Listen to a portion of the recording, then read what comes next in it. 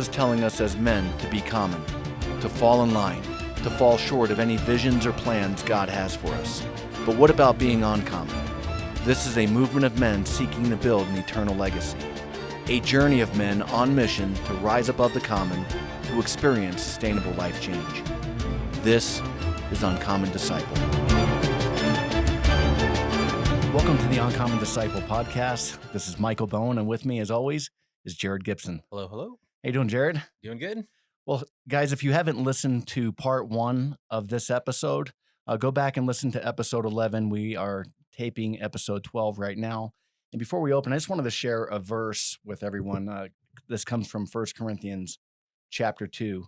And it says, "And I, brethren, when I came to you, did not come with excellence of speech or of wisdom, declaring to you the testimony of God. For I determined not to know anything among you except Jesus Christ and him crucified. I was with you in weakness and fear and in much trembling. And my speech and my preaching were not with persuasive words of human wisdom, but in demonstration of spirit and of power." And Jarrod, I thought that'd be a good verse to kick off. You've been sharing some testimony with us. And just as we prayed before we started the podcast, I prayed that the grace of God and the love of God and the long suffering of God would be evident through this podcast today. So we'll continue off where we left off, and it was where you met Amy. Yeah. So I guess let's just jump right in. So yeah, my adult life isn't necessarily a reflection of the same walk that I had with God in junior high. Like the childlike faith and things like that. There were multiple struggles throughout my adult life, right? And so I'm kind of going into where we just left off on the last episode. So I met Amy at the college group. We were dating. Then after a while, we're engaged, and then married. But then a lot of immaturity in me, I thought getting married was going to fix. Were you still living in California at the time? Yes. Gotcha. Yeah. Still living in California at the time.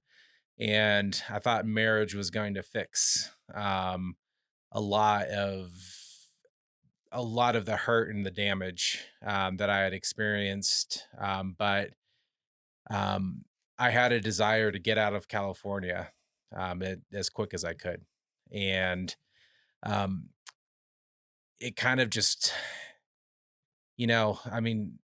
we struggled early on in marriage, but then we were in California for a few months, and I kind of ran.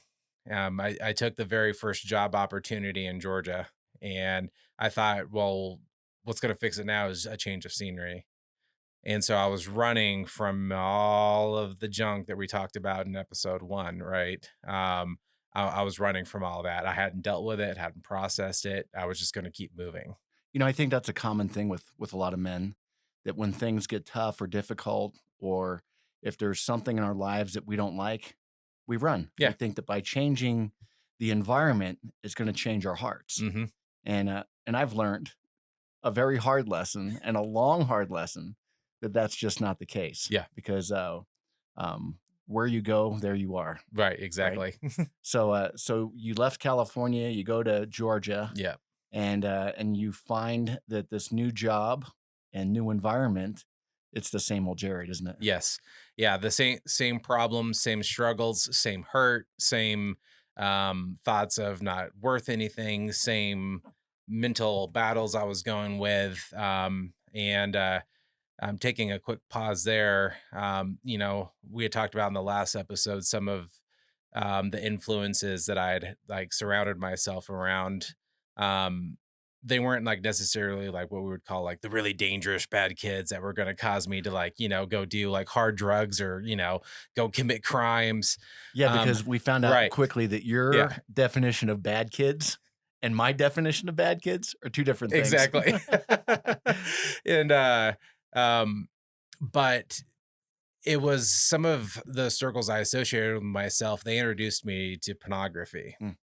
And what that ended up becoming for me was a huge slippery slope. How did that happen? What do you mean? Um, they introduced you to pornography? Like so strip clubs? no, it wasn't. It was just, I mean, this is like the age of dial-up, Got it. right? Yep. And so, um, this is like the dawn of the dial-up internet age where pornography is now a lot more readily accessible. So it'd be And like, "Hey, check this out," type of exactly, stuff it was like on the computer? exactly. Got it. Yeah, and it would be like guys that would like burn some images and on like an old floppy disk or whatever, Yeah. and then you'd like look at them, and then that was hook, line, and sinker for me because I was so damaged from my past. It was my drug. Got it. It became my hard drug was pornography because I could just get sucked into it. I could fantasize.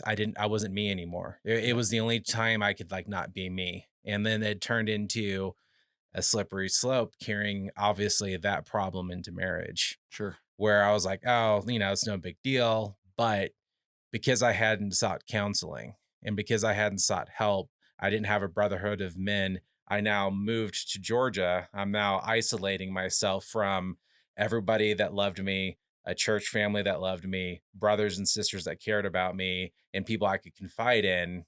I am now moving myself to a foreign territory, kind of like what Lot did, in Genesis, where he parts from Abraham, and then he goes to Sodom and Gomorrah. Not saying Yeah. Georgia, is anything in comparison to that, but what Lot did was he isolated himself in a land that he didn't have any fellowship, he didn't have any discipleship or Yep. anyone around him, right? And so pornography was still there. Um, and then the problems were still there. And I was just going and going and going, trying to just focus on like every single moment, trying to just keep moving. But I was what we just talked about, I was running. And so, um, kind of flash forward to a few years into Georgia, we're having a hard time getting involved in churches.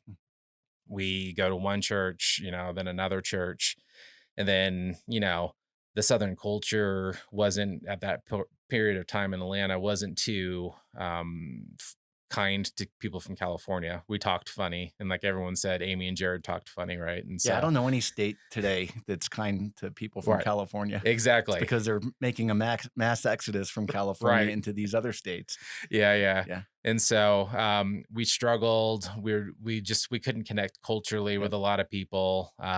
For me, I grew up BMX biking, skateboarding, surfing at the beach. Everyone out there was deer hunting and deer stands, and like that was foreign territory to me. And like Sure. I was intimidated by that. And I Yeah. think in some regards, then they were intimidated Well, in the to me South, as I well. found that when we lived there too, there's a strong family influence. So Yes. there's strong family roots. Family Hmm. is everything, and with people like you and I that come from broken families, Right. and you see this going on, it almost pushes you back deeper into a hole, right? So Exactly. the shame and guilt that you felt probably from the pornography just exponentially got worse Hmm. by not being able to fit in and identify with the culture that you were living in. Yeah. Yeah. Exactly. And that's even probably Yeah. in the church, right? Yep. Absolutely. And so we got involved with one church, which is kind of a funny thing because you came through that church at one point in Roswell, Georgia, with Crawford Loretis, and we were involved with and it was related to the church, but it was like a young service, like a young adult service, Yep. and then Were you there right when Crawford came on yeah, board? Yeah. yeah, we were there Do for you know what year that was? oh man, 2000, 2006, 2007 Got era. it. I want to Yeah. say probably 2007. That sounds about right. So we were kind of there for a couple years, still struggling. And, like the thing for us is like so after we got pregnant, like with Amelia, like 3 months or so after we had gotten married, 3, 4 months. And so we get to Georgia, and then Amy, like literally 2 weeks later, is like, I'm pregnant. And it's like, oh no, you Yeah. know? And so I was like 24. I was an idiot. I'm literally burning up satellite falling from space already with my life right now. And now we have a daughter on the way. What were you doing for a living? at this point? So, I was working for I'd moved from working at a Christian school out there, leading their IT department, and then I then just moved over to a completely new cutting edge technology during the time in IT that is it's a staple now, but I mean this was like cutting edge back in the day. And so there was there was a lot of on-call work. And so I had a beeper and a pager, and like I would like barely get sleep, and the pager would go off all hours of the night. And then then we then have a baby, and I'm stressed out beyond belief. Like, times of like where I actually threw the pager, I broke a few of the work pagers. I would get so angry, like starting like to Well, I know how much you love your sleep, so I could exactly just only imagine, exactly not getting enough sleep as it is with a new baby, but right. then the pager going off. Yeah. And so, the the wheels are vibrating on my car, by this time, and like they're getting looser and looser and looser. And, I'm trying to lead the family right the best that I can. But then the more I look behind me, the bigger the problems are, the bigger everything is. Like, it's like looking behind you and seeing Mount Everest, and then it's following you. And every just step you make forward, you look back, you're like, wow, I think the mountain got bigger, Mm, And there was no stopping at that period of time to evaluate what I was even doing. I was just continuously trying to run away from everything, for sure. just thinking it's going to get better. I'm just going to keep Yeah, it's moving like a lit forward. fuse, and you see Exactly. all the burned up stuff in back you, but then you see this mountain of issues that you haven't dealt with in your Yep. life, and it's not just the pornography. Right. There's just a lot of fallout from your childhood. Your relationship with Amy is Mhm. is piling up, all the problems, and you're ignoring them Right. and dumping yourself in the work. Right. Again, I think many guys can relate to this because I've done it, Mhm. where I'm like, I'll just work harder and that'll Right. make everything better. Yep. Or I'll do this, or I'll move here and it'll make everything better. But unfortunately, again, it's just not the case until God gets a hold of us and settles our heart Yep. and has some men that He puts around us for us to get honest with. Mhm. Yeah.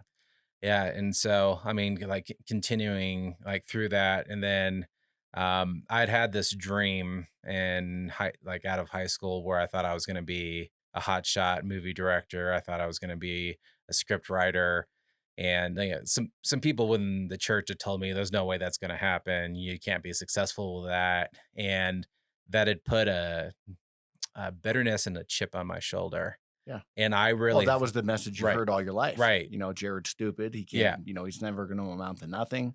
So right. this was just digging into that pain Mhm, sensor. That exactly, and I had carried a huge chip, over that, and I really thought that I could do good stuff in that, and I thought I could do good stuff with, media stuff, and I'm like, I think that this is what God wants, but this is where then I start trudging off of the trail. I start trudging off of any type of plan for me. I mean, at this point, I mean, I was already far ahead of any type of plan God was trying to get me to follow. Like I was like trudging my own. I'm like, I pulled out my own hatchet. I'm like, I'm gonna make my own my own life. And this is where my period of what I call my self destruction really started to lay the foundation of the epic self destruction that was going to happen the 2009 into like 2010 era in my life. And we are, continuing to trudge along with everything. Work is stressful. And then that church that we're involved with the young adults are like, hey, we want you to start producing some movies. I'm like, oh yeah, this is it. Like I'm gonna start producing videos. This is God's plan for me. And I just Here go, comes Hollywood Jared. and here comes Hollywood Jared. Um, but then all of a sudden the church like shuts down.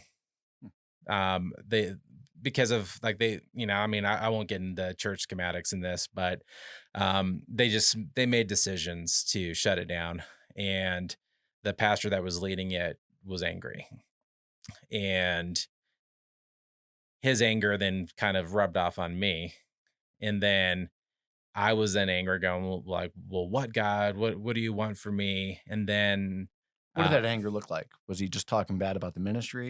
yeah, well, Um, so I mean, like, pretty naive growing up in the church. I'd never heard a pastor like start dropping like f bombs and s bombs and just like going off, Good grief. sounding like Yeah. Ricky Gervais or whatever. Yeah.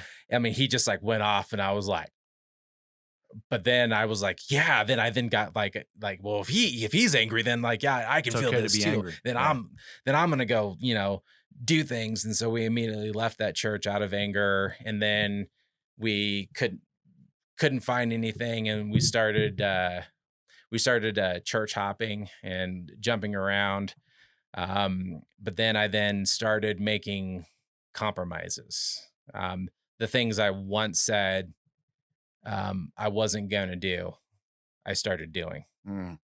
Like, I used to be like out before that, I'd have like I was always very careful about any type of consumption of like alcohol. I was always really controlled with that. This was a period where I was like, screw it. I'm going to get drunk. I don't care, you know? And I just started making these like little compromises, and I kept on, okay, like, I think this is sin right here. I'm going to step up to the line, and I'm going to start towing it because I'm enjoying this and this is fun. And this is making me forget about that big Mount Everest. Mm. So all of this started turning into, I was starting to distract myself with forgetting about what was behind me. Yep. And then my our world was then rocked, because then this is like during the economic collapse, of a housing market and stock market and everything. I lost my job, and then this was again like my period of self destruction, where instead of being responsible and immediately trying to find other IT jobs, I kind of was trying to find them, but I'm like, no, God wants me to become a movie guy. He wants me to write a book. He wants me to do all this stuff. But none of it was glorifying to God. It became about me. And I'm going to do this, and I'm going to do this. And before you know it, I'm I've contacted like casting directors, and Georgia just started producing a lot of movies out there. I'm getting casted into doing a lot of background work and doing driving in movies. And I'm like, this is it. This is what God wants for me. But I'll give like one example of a story where Amy was still working too, because like the movie thing wasn't really paying that good, but I was being irresponsible and ignorant because I'm like, I'm gonna do what I want to do. So um, you know, I would go shoot the movie, and then some of the people would go out and they'd go drinking, and then I would go drink, and then I would come home plastered at like 4 o'clock in the morning. And then Amy's supposed to be working in the next morning. She's getting angry at me because she knows what's going on. Yep. And then I'm lying. I'm like, I'm directly lying to her, like, no, no, no, I'm not, I haven't drank anything. And I'm like, it's just like complete stupidity on my part. And I continue to surround myself, continue, like I go to parties, I go to like just like really stupid things, but I'm doing it without Amy. I'm just leaving, I'm going places, I'm going out. And then this is where then our marriage starts getting on the rocks, because we have a daughter at home. Then this kind of flash forwards into 2010, and I'm just going out. I'm going places. I'm not telling Amy what I'm doing. I'm going out. So I'm coming home all hours of the night. I'm partying. I'm going all, doing stupid things, and like not doing like hard drugs or anything like that, but like being in places that a married man and a dad has no place being, and surrounding himself with a bunch of people that he has no business being around. And Or you so start becoming the sum of the people that you surround exactly, yourself with. So exactly. now that's starting to penetrate into your heart and your Hmm. life, and it's going to start manifesting itself Yeah, over the exactly. course of some time. Yep. And so we're doing some stuff with some churches, but then we kind of just go into like this dry period where I'm like, I'm kind of done with church. I kind of don't want to do this.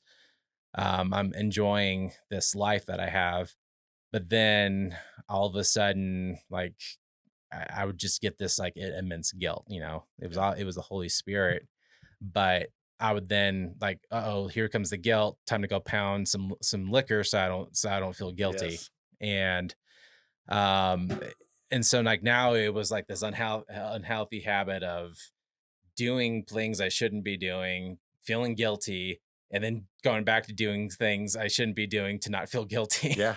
And I was in this dark, this It's a vicious circle. cycle. Right. It's a vicious cycle. Yeah, and I think again, I've been there, and I think a lot of guys can relate to that. That we just continually try to cover up whatever it is that we're doing with something else, and nothing makes it right. Hmm. And some people will run back to church, Right. right, and say, "Well, I think that just going to church will fix me," Hmm. and that's not what the Lord wants.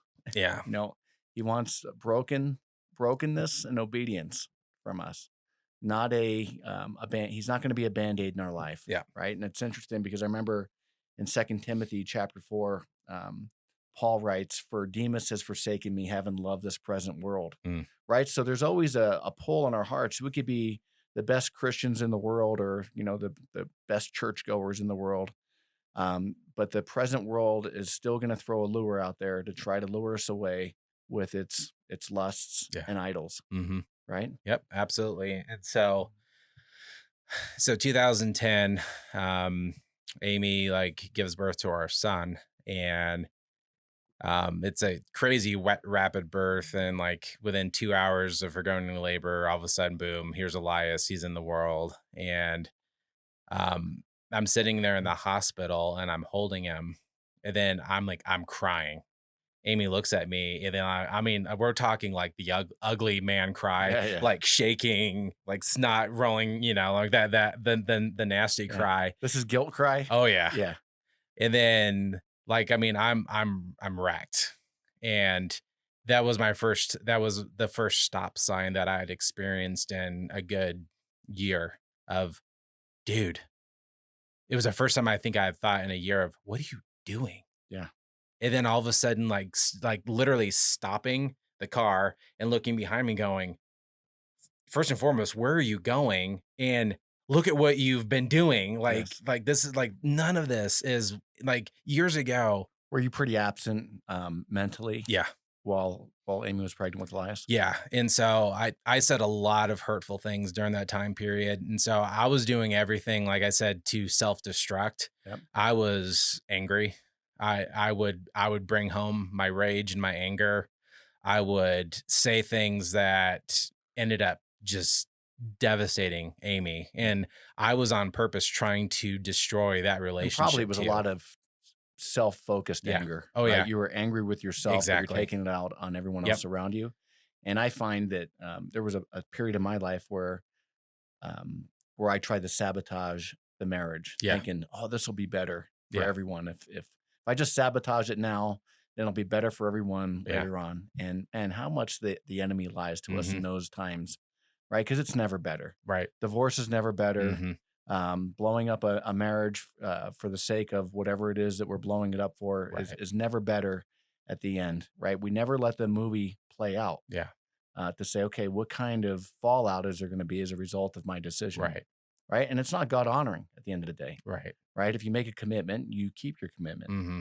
So, so here you are, trying to sabotage. Now God gives you this hard stop. Hmm. You're holding Elias in your hand, Yeah. and you're thinking to yourself, what has happened over these last year and a half, Yeah. right? It's probably one of your points where you're just really going, what the heck is going on? Yeah. Yeah. And so doing what I think is typical to a man, I don't get on my knees to God. I don't make a huge declaration and make a life change. I'm like, okay, now it's cover up time. Mm, Now it's time to remember first episode. I said I got really good at manipulation. yeah. This is the 2 years of manipulation to where I started lying to Amy. I'm like, well, I didn't tell you those Mm, things. I started backtracking and covering up instead of taking ownership yes. for everything I had done.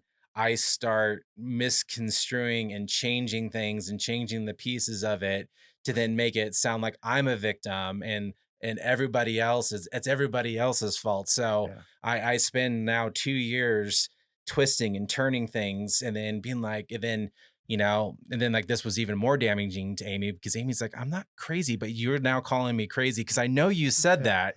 And now you're now swearing to me that that's not what happened.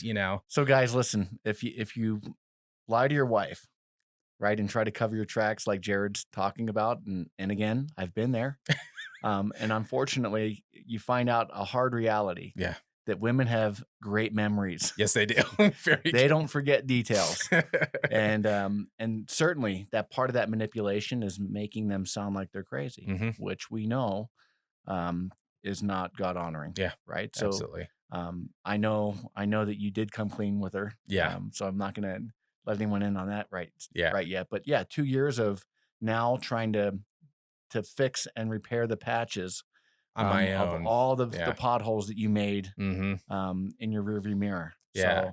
So that's not going well for you. No, it's not going well. At that time, we had started getting back involved with a large church out there, and um, we got involved with a community group, and I walked into that community group, and the guy leading it, he had actually run one of the campuses as the interim pastor for a while, and he actually became an instrumental part of this period of my life. His name is Steve, and him and his wife Sabina were leading the small group. And every single time I walked in that house, I mean, I felt God. I felt God's presence. And then, oh man, And in conviction of your oh heart. my gosh. And then every single time we would come back from small group, Amy would be like, "You're angry, you're cranky." And then I'm like, "Oh, I'm just stressed out. I'm just tired." But really, it's like, no, Yeah. you have no idea. My insides are completely ripped and torn apart. And I'm in rebellion against all of this. So you're keeping everyone at a distance. right? Exactly. Yeah, you're showing up just to show up. Hi, honey. Yes, for community group or the good Christian Yeah. family.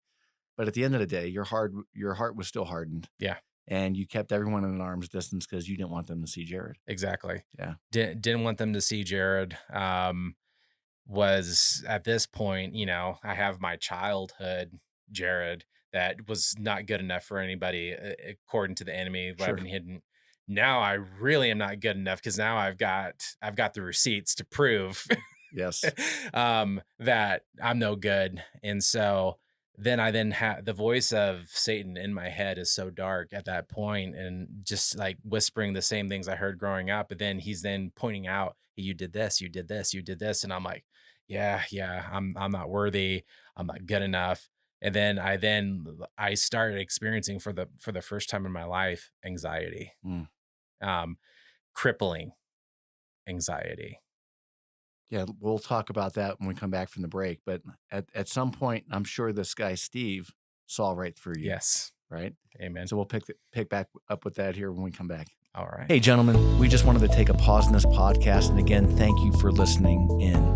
And we wanted to share some resources and companies that we hope that you'll find will add value to you and into your world. And one of these companies that we'd like to tell you about is Origin Maine. And if you've never heard of Origin Maine, their products are made right here in America, and their mission is to bring American manufacturing back to the U.S. We love what this company stands for. If you have not heard of Origin Maine, go over to their website and check them out, originmaine.com. And I've been there. I've been to their facility, and I've seen what they're doing with some of the towns in Maine, revitalizing communities and just making a positive difference in their area. So what we also love about them is also that their products are superior. They're very high quality, and literally we're fueled by Jocko Discipline Go, which is one of their products. We carry all of their supplement lines here at our Jiu-Jitsu Academy, and we see that it makes a difference in the people that use their products.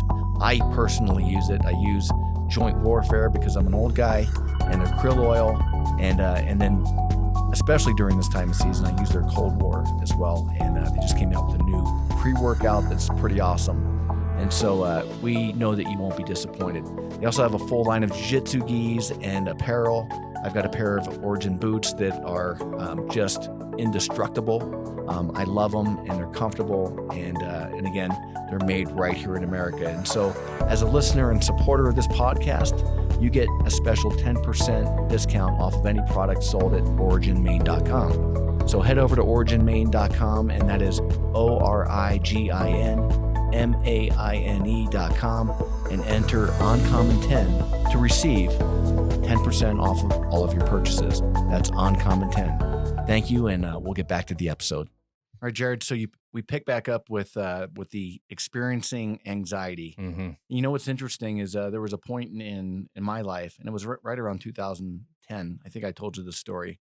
I had just gotten back from Haiti on a mission trip. Almost got killed on the mission trip. Found out that my dad was diagnosed with cancer, and really was playing the same game that you were playing. You know, Mm-hmm. just traveling all the time, and kind of living this double life. And I went on a jog, and it was a jog that I go on all the time. Mm-hmm. And about, I'd say, a quarter of the way into this, it was like a 7-mile run. I couldn't breathe, Mm. like literally. And you know me, Right. like, I'm gonna finish this run, So I'm walking and huffing and puffing, but it was just strange because it was like I was really starting to freak out, like I couldn't Mm-hmm. breathe. So I get home, and Song says that I look pale and my lips are blue, and she wants to rush me to the hospital. And I'm like, no, I'm gonna be okay. I just need to take a nap. And she ends up taking me, and they check my heart and my lungs out, and it turns out that I had a panic attack. Right. Yeah. So the manifestation of all of this stress and anxiety had turned into this huge panic attack. And so a lot of times, if you're experiencing anxiety, and listen, I'm no doctor, I can only talk to you about my own experience. But if you're experiencing anxiety or depression or panic attacks, um, take a look at your heart. Mm. Is there something in your heart Mm-hmm. that you haven't confessed, Yeah. or that you're hiding? Or is there some worry or anxiety that you're not voicing Mm. to your brothers? Because that's the first step, Yeah. is just to get it out where it has no power. Amen. And I mean, I was experiencing like panic attacks too, and so this like carries into What did that look like for you, a panic attack? so for me, it would start with gosh, it's weird to describe. Like first, like my body would start feeling tingly, and then I would think I think I'm having a heart attack. Yeah. Um, but then I would then just be surrounded to where I couldn't even think. And then I would see all of these problems in my head. And then I would just start like hyperventilating. Yeah. That's exactly Right. how it was for me. Right. Felt like the room was closing. And I Right. remember being at a church in Albuquerque, New Mexico, and it was a huge church. And Song and I are sitting there, and you know how they ask you to scoot in? The ushers will come in and Right, ask right, you right. to scoot in the middle. And I had my end seat, just in case I Right. needed to run out. Yeah. And he's like, hey, can you scoot in? And I just looked at him like, no, I can't. But he was giving me the look like, you're going to scoot in. So we scooch in. And just soon after the guy starts preaching, man, I start having this panic attack. And I had a pocket full of anti-anxiety medicine, man. And I'm chomping them during the church service. It was ridiculous, but it was, I thought it was okay because the doctor said it was okay to take these things. Right. But I realized that these were just manifestations of unconfessed sin Mm-hmm. and things that I haven't dealt with. Right. Yeah. So And yeah, I mean that's exactly what it was for me. And then so January 2012, the church we're at, I don't remember the exact sermon, but I just remember it felt like that sermon. I mean, this is like the end of January, like very end of January. I mean, it may even been early February, beginning of February. Pastor, I feel like, I mean, this is a huge church, like thousands of people, like 6,000 people are in in this yeah, well, congregation. you could say who it was. Right. It was Andy Stanley. Andy Stanley's church, yeah. And I feel like, I mean, I've like, I'm in row, same thing. So I don't like, I need to go to the bathroom so I can like go have my panic attack or whatever. And I feel like the entire sermon, he just keeps looking at me. And then I'm just like feeling more and more anxious. And then like the sermon is basically talking about unconfessed sin. Yeah, the Holy Spirit was knocking on your heart, brother. And then like I'm like looking down every time he looked at me, I'm like looking at my Bible and I'm like, is he still looking at me? Yeah. And then I go Isn't that home. funny, man, when the Holy Spirit's speaking to you, you think that the pastor's just pointing Right. you out, like, Jarrod, I've been phone tapping you, Exactly. watching you. And it's like, no, the Lord Yeah, put it on man. his heart Yeah. to preach that message, and God knew it was for you. Exactly. And so I go home. I'm still like, nope, not gonna do it. And then Did I you keep accuse Amy of calling Andy? You know, like, "Hey, did you call Andy and tell him to preach that message?" well, like like I took out some anger, Yeah, of course. like I would have during that period of time. I was the king of passing blame. I was the Mm, king. I mean, I probably could have written 1,000-page book on excuses by that point in sure. time. Well, that's just how I was raised. Well, I don't know any better. That's how my dad treated me, and like, well, what's your problem? Maybe Yeah. it's just It's you. genetics. Yeah. Exactly. And so I had built a life of excuses at that point. And then, And by the way, that goes contrary to what the Bible tells yeah, us, absolutely. right? That we're a new creation in Christ. Hmm. And so that's a lie that the enemy speaks to us, men, that we'll never get better, that we're stuck in this generational curse, that there's no way out, Hmm. that it's all hereditary, whatever it is. Yeah. Could be addiction. The world puts a medical diagnosis on behavioral sin, Hmm. right? And that makes it okay. Yeah. And it's just not okay Yeah. because the solution is biblical, Hmm. right? The solution is Christ. Yeah. Absolutely. And so the sermon happens like right before I'm supposed to go on a trip. And like trying to save the company money, instead of getting a direct flight to the meeting, I get a connecting flight that's going to go through New York, New Jersey. And so flying What year United, was this? so this is 2012, Yeah. February I 2012. think we were just moving back to Yeah. New Jersey from Colorado at that point. Okay. Yeah. And This is your wake up call. this is my wake up call. And, normal flight, we take off and then we're coming in for a landing, and we're probably 10 feet off the runway. Pilot throttles it and then just quickly goes up. All the flight attendants run to the back of the plane, and then we didn't just start flying out over the Atlantic Ocean, and we're not turning, we're just gaining altitude and going out that way. you know, a lot of the passengers are concerned. I'm concerned. Yeah. The flight attendants are nowhere to be found. Everyone's hitting call buttons Well, yeah, right, that's happened to me because I used to travel extensively. I think it happened to me twice, where there was either an obstruction on the runway or right, another plane right. that crossed, and so the pilot saw it Hmm. and immediately bypassed the Right. landing and took off, and everything was fine. Yeah. But that wasn't the case here for No. you. Oh no. And so I'm logical. I'm like, oh, there was another plane landing. Yeah. And then I even say it out loud to the people around me. It was just a near miss. We're just gonna circle back around and everything's gonna be fine. And I'm like, yeah, it's gonna be good. Well, we keep flying, and it goes like another 15 minutes of us flying straight over the No one's saying Atlantic. nothing. No one's saying Oh, nothing. Then that's not the good. next thing that pops in my head is terrorist attack. Yeah. We've been compromised. There's someone in the cabin. Oh boy, now things are getting real. And then now the thought process is turning from, okay, we're just gonna land, to where are we going now? Like, what's happening? And then I start getting mildly nervous.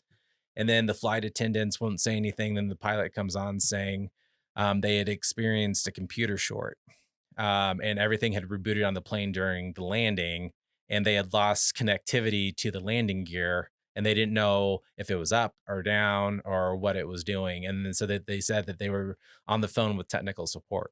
Oh, And then so, yeah, like the humor but side. wait a sec. You're an IT. I'm an IT So guy. you're like, Unplug it, reboot it, wait for 30 seconds. yeah. So like I'm You're like, no, don't call, don't call technical support. exactly, Mike.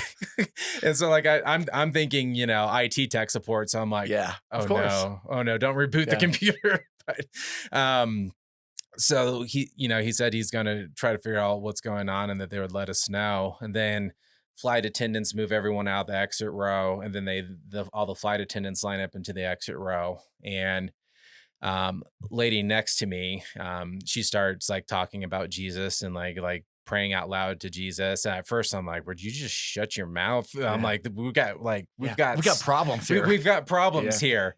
But then, 'cause then we start circling back around, and then the pilot said this. He's like, "We're gonna do another flyby the airport because the computer systems come up, but we don't know what's happening with the landing gear So they still." wanted to see if the tower could see if the landing gear was Yeah, down. exactly. And so, before we did that, we continued flying over the Atlantic for a while. Then someone's like, "There's stuff coming out of the wings." I'm like, "They're dumping fuel." Yeah. I'm like, "This is real." And then so as she's talking about Jesus, all of a sudden, like I go from like focused on the plane to like, oh, dude, like This could be it. this could be it. And then for the first time in like a couple years, I look behind me and I'm like, oh no, Amy's gonna find out the lies, the manipulation. What are people got? Like, this is not like, then I start thinking of the John Piper, like, I think like 1999, 2000 sermon of don't waste your life. Yeah. And I'm like, oh my gosh, I've wasted my life. I've I've done nothing with my life. And the last couple of years, I've not lived a God honoring life. I've not lived to honor God. Only lived to honor myself and to drown my pain and sorrows in worldly things. And now I'm like in a real panic, like, oh, this is it. So, I'm praying that God will spare. But then I remember having this thought where first I'm asking God to spare the flight, but then I then go, God, I'm like I for the first time, I'm ap- apologizing and confessing all of the sin that had transpired. Mm. Then I go, God, I don't deserve to live. If you, if maybe you, if we crash, if you kill me, but spare everybody else. Like if this is supposed to be something to punish somebody, and I'm the one being punished, only punish me. Don't punish all these other passengers. And so like now at that point, like I'm settling well, this might be it. But I'm like, I don't want any of these other people to die. But I'm like, I kind of felt at that point, I'm like, just because of how dirty and nasty I felt, I'm like, I felt like, man, like I deserve death, you Mm. know? And then like Romans, 3:23, the wages of sin is death, right? Yes. That was probably the most real it had ever been in my life, where it's like when you're in a situation where you're could die, like it becomes real. And then you evaluate your life and like, what have I done? What have I haven't done? And Yeah, so, because normally if like a terminal illness, you have mhm, time to set things up, exactly. right? Here, you had no chance. No, this wasn't on the calendar. This wasn't pre-planned. Yep. This was And a lot of right. guys, listen, I had a good friend of mine. I told you about my friend Mike Copa that passed away. It was right around 2018, I believe. And he woke up that morning, thinking it was a normal morning, went out to shovel his driveway and went back in, had a massive heart attack and Mm, died young. right. And he didn't wake up that morning thinking that today was going to be the last day. Mhm. And a lot of times we leave the house and we don't realize that, right? We get mad at our spouses, Yeah. we get mad at our kids or whatever. And I always say, how are you leaving the people that you saw last, Mm. right? How are you leaving them? Um, or how are they going to remember you, right? And so part of what we're doing here, Jared, is is helping guys leave that legacy, Yeah. a legacy of living a life for Christ, Mhm. right? So that's the legacy we want to live. And so at this point, you're now in the air, Mhm. not sure if the landing gear's up, they're dumping fuel, and you're like going through this midlife crisis, Yeah. quote unquote, of, oh crap, I've just wasted my whole life and this could be it. Mhm. Exactly. And so we we come back around for the flyby, and the flight attendant, I hear her say, because she runs and she's on the phone with a pilot. They dumped too much fuel and there wasn't enough to do any more flybys. So we're doing this crazy bank maneuver at a very tight half circle to loop back around. As we're doing that, the runway is covered in foam. It's lined with You could see it. oh yeah, yeah. You can see flashy red lights everywhere, and I'm like, Yeah. oh We don't know boy, if the landing gear is down and we have no more fuel. yeah. And so engine shut off, but during that bank, the computer system deployed. So after my prayer and all that, the rear landing gear deploys. Pilot You doesn't hear it. know it, Yeah, but like you you for you sure. you hear it, and then I'm like, okay, okay, I think it's better. And so pilot lands, engines are off. He just glides it down, and then just touches it down. But then the nose gear just still wasn't down, and so it grinds. Engines are scraping, and Yep. so like lots of smoke and lots of burning. People screaming. Right? Oh yeah, everyone's screaming, go down the slide and then go through the foam. Don't have a jacket. I mean, it's dead of winter. Port authorities and giving us like the tinfoil Yeah. emergency blankets, and we're just standing shivering on the runway. And right before we had landed, I texted How was it Amy. jumping down that chute? Oh, so I was really nervous, and so I had sweated a lot. So here's the funny part. I actually It's ran it's cold outside. I jumped, and I actually jumped so far out of the plane, I landed at the middle of the slide, and I stuck because I was soaking wet of sweat. So then I'm, like, going like this, trying to get You're down, trying to shimmy yourself trying down to the chute, shimmy down the and everyone chute. knows, like, "Get out of the way, you idiot." Exactly. Oh, man, but yeah, that's, like, the funny part about it, but, then I didn't tell Amy what's happening, and then, after all that, what I should have done, I should have gone back home, Mhm. but the next morning, I get on a flight, and I continue on, and I go to my job, I go to the presentation, go deliver my thing, and then I'm gone the entire week, Yeah. like nothing happened, That's you what we know? do, man. Just Yeah, bury it, right. keep plowing ahead. And so, finally get home, then Amy's like, "You're an idiot. Yeah. You why didn't you come home?" Like, I'm like, "It was no big deal," Then again, Yeah, everyone's in a plane crash. Why not? doing the same thing that I did, and then so this goes a little bit later into 2012, and God's like, "Man, you're confessing it to me, but you're not talking to your wife. What's going on?" So someone that knew some of the stuff I had been doing ends up writing Amy a letter and delivering it to our house. Mm. Amy calls me up and says, "Jarrod, what is going on?" And so God gave me like plenty of opportunities to come clean with unconfessed sin, to talk about everything I'd been doing. And so it like God was not going to let me get away Yeah. without repairing and confessing that side of our the stupid things I had done at that point. And so um this was then a hard road. You can fill in the blanks, the users can, Did you right? hear that verse Numbers 32:23? Yes. But if you do not do so, then take note, you have sinned against the Lord, and be sure your sin will find you out. Oh yes. And this is what happened Oh here. yeah. Sin found me out, Yeah. and it came out whether I liked it or not. Yeah. And And was this a brother that you had confessed to, or? no, this was actually a non-Christian, and it was part of the group of people that knew what I was doing, and he thought some of the stuff I'd been doing was wrong, Mm. A and non-believer? a non-believer. Wow. Yeah, right. Yeah. Non-believer sought me out and exposed.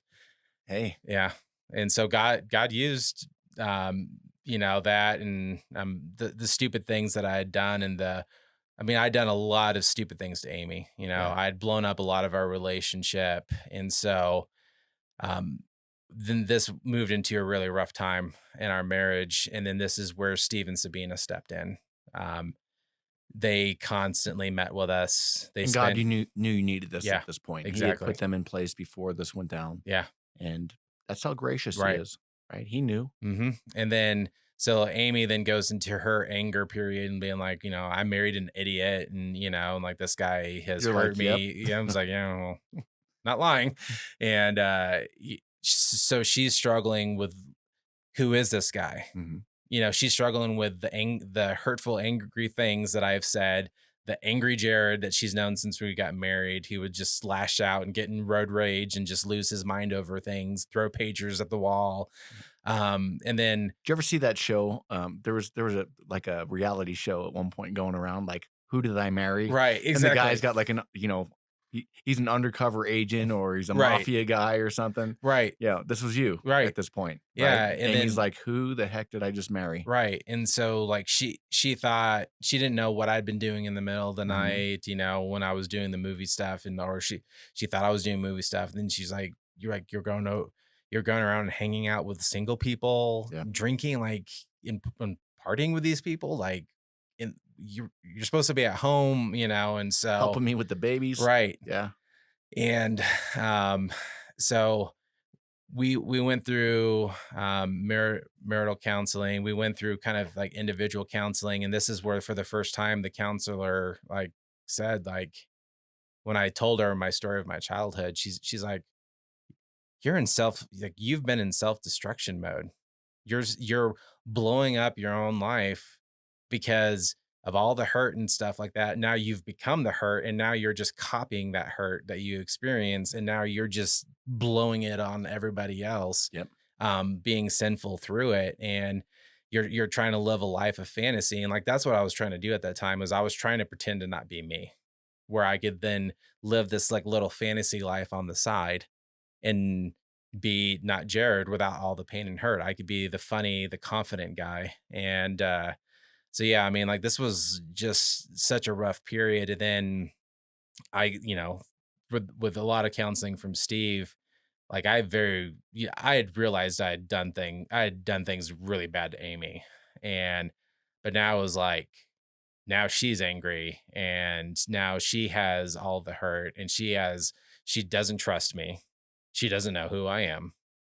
And now she's even questioning if she even wants to remain in the marriage with me because and she thinks like at this point, I mean, we've been married since 2005, so it's like 2012. So she thinks that entire period of her life has been a lie. Mm. And so she's thinking of trying to protect the kids and so she's doing the normal sin the worldly response to when relationships go sour. And so this is where like the period of time where all of our problems are exposed and all the marital problems, all the things that we have going on, all the parental problems that we have.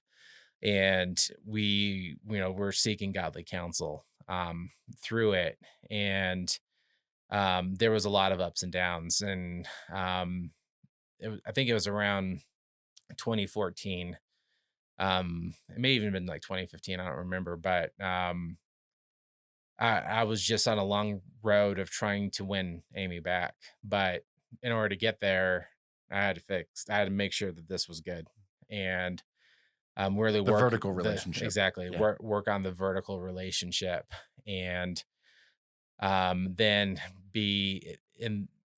I At first I got really angry and frustrated with Amy because I'm like, well, don't you just see I'm better now? Yeah. But it's like on what JP had talked about when we were in Dallas, you can say things all you want, but you've got to show people. Yes. And you can't just show people over a couple of The weeks. proof is in the action. Yeah. Exactly. And so I mean, I lived a life of in tears multiple nights, dealing with the guilt, dealing with the sorrow, praying for God to restore things. And um this was yeah, I mean, this was a hard road of recovery, Yep. and I thought at multiple points, I just had to completely go, "God, our marriage is in your hands. Our relationship is in your hands," because every time I try to do something out of my own power, it's not working. Yep. And so, oh my God, you're gonna have to step in, you're gonna have to be divine Yeah. in this, and you're gonna have to do miracles because I feel like that this is over. And then the Lord had put it on my heart to do something special for her Mm. and to speak truth and promises into her. So for the next year, literally for 365 days, every single day, I put a note on our bathroom, uh, mirror, and they were either God's promises or they were the reasons why it was a promise for me, or it was a what I thought about her and how I treasured her and valued her. And so I wrote out 365 things on that.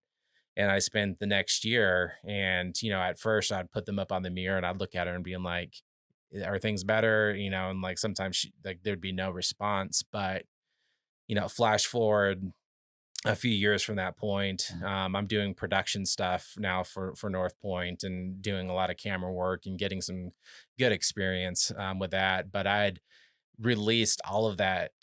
Oh my God, my life is yours. Yes. Do with what you have.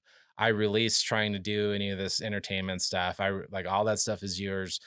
Just I'm going to live each moment for you, and I'm going to listen for your call, and when you lead, I will follow. And so that just became my life goal at that period of time. And then um over the next few years, Amy just started coming around more and more. But then 2017, we went on a trip to California, and we're going around. And then Amy looked at me, and she's like, we need to move." Mm. She's like, "I'm miserable where we're currently at. I just feel like we need a life reset, and I want to build a new life with you, but I don't want to do it with all these pain, all these memories." I remember, like, like, there's lots of memories associated there. So she's like, I want to move. Yep. And so we made the move in 2018, came out to Colorado, and I mean, that God's been doing incredible things. And I meant to bring it with me today, but we ended up, at the beginning of the year, end of last year, we found one of Amy's prayer journals from this period of time, and multiple pages and pages of prayers where Amy had been praying specific things that Mm. God has done in my life ever since 2012. And every single prayer God has answered, every single prayer that she prayed for me, And so, I mean, like, we it's been good since we've been out here, Yeah. and we've rekindled, and we've really built anew. Yeah, Jared, we have some similar parallels in our story, and in the book of Joel, in chapter 2, God's talking about restoring and Mm, refreshing the land, and He says, "So I will restore to you the years that the swarming locust has eaten." mm, Right, the locust had just mhm. torn through the land, and sin tears through our lives. Yeah. And if you think about it, anything that's worthy of restoration, right, Mhm. whether it be a home or a car or a person, it takes time and it Yeah. takes effort. Yeah. And God is in the business of restoration. Mhm. But you have to have a willing and obedient heart. You have Yeah. to be willing to submit. You have to be willing to lay down your life and open your heart up to a multitude of counselors Mhm. that can speak into your life, the wisdom that God's directing at that moment. Mhm. So I'm just so grateful, bro, that you've. I mean, listen, we're work in progress, is what I say as Mhm. men, right? I don't know if the restoration process ever ends. Never stops. It never Yeah. stops. And that's part of being on this journey in life as a believer, right? That we look for God's promises, and Mhm. and He's faithful and just to complete the work that He started, Right. right? And so that's the promise that I cling to. I know it's a promise that you cling to, and men, if you're listening and you're in a place right now that you feel like, man, there's just no hope for me. Yeah. I don't know what God wants from me. I'm struggling. Start with getting in fellowship Yes. with some godly men, Amen. and become transparent with them. Mhm. Right. For me, it took a long time for me to do that because I didn't trust people, Jared, Right. and I was hurt by a lot Yeah. of people inside and outside of the church. But God was faithful to put some men in my life that I could be transparent with, that walked me through some difficult times. Mhm. And listen, marriage, restoration of marriage takes a long time, Yeah. right? But God knows what He's doing. Mhm. So trusting Him through the process is critical, and so that takes us to where we are today, Amen. right? You're an advanced white belt in jujitsu. Advanced white belt. So, Jared, we basically circled back around, right? 2018, you're back here in Colorado. You spent a few years at a church up in just outside of Denver. Mhm. Not going to mention the church, Yeah. um, but there was a time that you went through some reflection. You realized you weren't being fed at that church. We go on the men's retreat Yep. together, and here we are. Yep. So tell us what's going on in your life today, and maybe we can end it with the final thoughts like we normally do. Sure. Sure. Yeah, Yeah. I mean, in 2020, God allowed a couple injuries, in me to stop me. Because I was starting to go back to, like, the same type of, like, for some people, those churches are great. But Bible is very clear about milk, and a lot of these churches are just milk, and over you just can't live. You wither up and you die. it was scratching your Right. itching ears, Exactly. and then probably scratching some pride and ego that Yep. was still in there in your Yep. heart and making you feel like you're awesome. Mm-hmm. Jarrod, you're gonna be awesome. Yep. The prosperity Right. gospel, right? And so, I mean, that church, shut down for during 2020, so we weren't going to church. And then injury, then I'm on the couch. Then, first I'm playing the woe is me. But then the physical therapist, Tim, he went to, our church. And then he had been inviting us because Amy had been injured earlier on in that year, and he had been invited us to go to Yeah. church. And it's like, all right, I think now's the time to get involved and give it a shot. And then I love Tim, I by the know, way. yeah, Tim's awesome. He Eh, started training jujitsu, you know that? Oh yeah, that's right. Yeah. I just saw him yesterday, and he told So me he that. comes Yeah, on Saturday mornings with us, with a group of guys, and his wife was totally against it because he's like one of those guys that can, just be out raking the leaves and break something. right, right. So she's like, I don't think jujitsu would be a good thing for you, but he's loving it, man. He's really doing good. So That's I'm awesome. grateful that he spoke that into your Yeah, life at that point. yeah. He had to say it a couple of times, but then it became very clear, and like we felt the nudging of the spirit to go. Yeah. "S- This is where I want you, and the rest is history since then. But final thoughts, kind of like an encouragement to men. So Proverbs 7, verses 8. He was going down the street near her corner, walking along in the direction of her house. And this is speaking to a prostitute. And when we read this for our Friday morning men's study, this is one that just popped out to me. And it's kind of an apparent part of my life, right? If you really see it for what it is, I mean, he's walking in her direction. So, like everyone that's been to a bigger city, you name it, you've passed by those street corners Mm, where those people are going to be at. The red light districts. Everyone knows. Like, there's always a joke about it. Like, everyone knows where in town you're going to find the bad people. You're going to find the drugs. You're going to find yeah. the getting yourself into trouble. He's walking towards it, and he's towing the line already. He already has intent on taking a look at it. I'm just going to walk past that sin, Yeah. and I'm just going to Gonna just check it out. would you see what Yeah. happens. And I I can't see a verse that more resembles at that period of time in my life what I was doing. I was constantly going to those corners, going like, "Well, I'm not going to do anything. I'm just going to take a look." Before I knew it, I was doing it, right? Yep. And so it kind of goes into that, and then Proverbs 4:23, it says, "Above all else, guard your heart, for everything you do flows Flows from from it." it. Yep. Yep. And so like that was like so much of it. And then like Proverbs 13:20, walk in the with Walk the with the wise. wise, Yep. become wise, for the companion of fools suffers harm, right? And Mm, so all those periods of my life, I isolated myself. I self-isolated. I moved into my own little guarded thing. And then like I think a lot of men do this, like the church has hurt me, or this person has hurt me, or this has happened, or this. And then so we isolate from hurt. And it's in those moments that we then no longer have any type of positive influence on us, or the wisdom around us, until that's where when we're isolated, we're like, I think I'm gonna take a stroll. I mm.